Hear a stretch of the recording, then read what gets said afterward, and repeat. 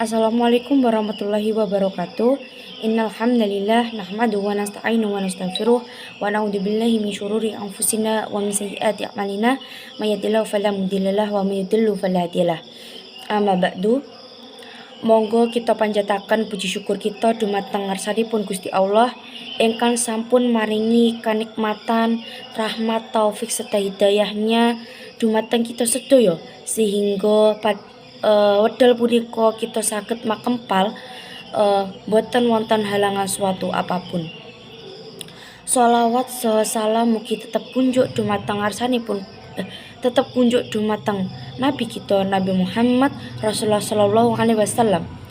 Mugi kita pinaringan tansah syafaat wonten ing yaumul kiamah menika. Amin. Hadirin wal hadirat rahimakumullah. Wonten mriki kaula minaketaken pranata acara ajeng maosaken susunan acara pambuka ingkang sepindah pambuka. Kaping 2 waosan ayat suci Al-Qur'an, kaping 3 sambutan, kaping sekawan doa, lan kaping terakhir penutup. Adicara sepindah inggih punika pambuka. Monggo kita bikak acara punika kanthi waosan basmalah sareng-sareng. Bismillahirrahmanirrahim.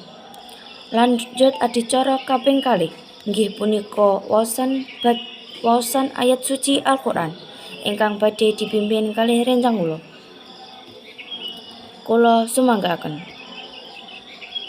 Menika wau inggih waosan ayat-ayat suci Al-Qur'an. Mugi-mugi saged nambah kelancaranipun acara wonten wedal punika.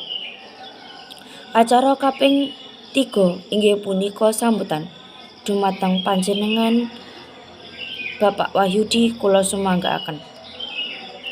Mekaten kala wau sambutan saking Bapak Wahyudi. Dilanjutaken adicara ingkang kaping sekawan inggih punika doa ingkang badhe dhateng Bapak Asmi kula sumanggaaken. Inggih adicara ingkang terakhir inggih punika penutup. Monggo acara punika kita tutup kanthi waosan hamdalah. Alhamdulillahirrahmanirrahim. Alhamdulillahirabbil alamin.